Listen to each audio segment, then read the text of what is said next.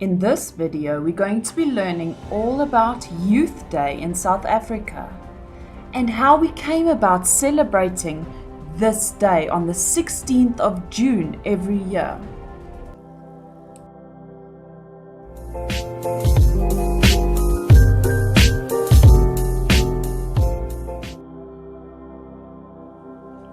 Youth Day commemorates the Soweto Youth Uprising of 16th June 1976.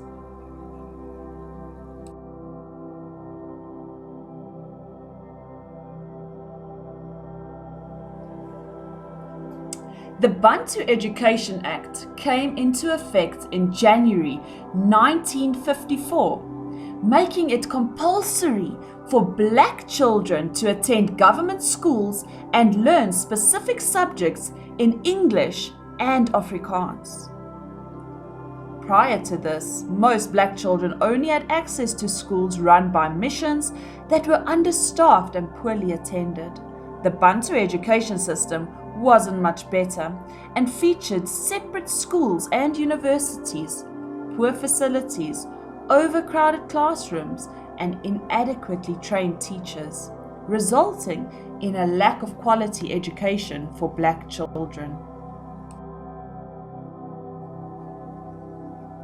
In January of 1976, the government mandated that all school subjects be taught in Afrikaans.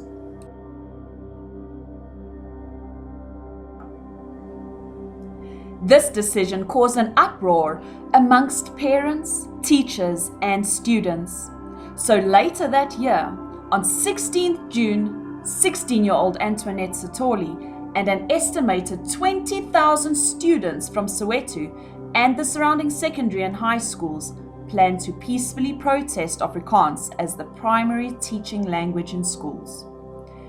Thousands of students gathered to protest from their schools to Orlando Stadium in Soweto. Little did they know, it would go on to become one of the most tragic yet pivotal protests in all of South Africa's history.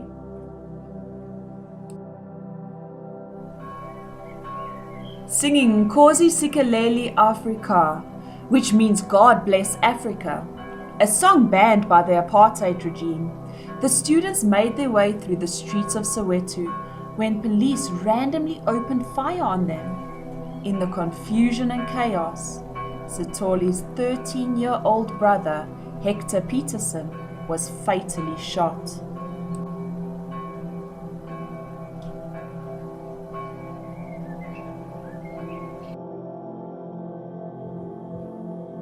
The students' brave efforts resulted in international pressure and sanctions against the South African government to make changes to its educational policies.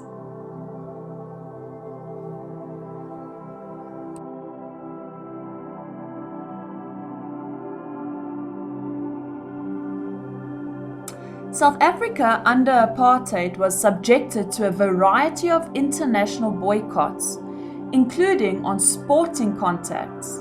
There was some debate about whether the aim of the boycott was to end segregation in sport or to end apartheid together.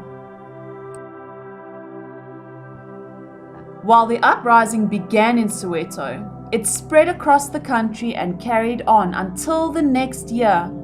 The aftermath of the events of June 16, 1976 had terrible consequences for the apartheid government. In 1995, the newly elected democratic government declared that the 16th of June would be Youth Day, to serve as a reminder of the progress our country has made regarding equality and equal opportunity for all youth. On the 10th of May, 1994, Nelson Mandela became the first black president of South Africa.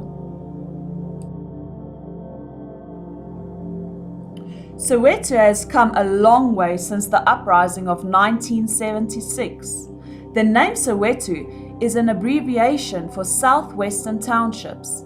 The township itself was built around the informal settlements of the first mine workers who came to the area during the gold rush of the late 1800s. Nelson Mandela said, "Education is the most powerful weapon which you can use to change the world." Nelson Mandela said, "This is for all South Africans, an unforgettable occasion. It is the realization of hopes and dreams that we have cherished over decades. The dreams of a South Africa which represents all South Africans. It is the beginning of a new era. We have moved from an era of pessimism, division, limited opportunities, turmoil and conflict. We are starting a new era of hope, reconciliation and nation building. We sincerely hope that by the mere casting of a vote, the results will give hope to all South Africans and make all South Africans realize this is our country. We are one nation."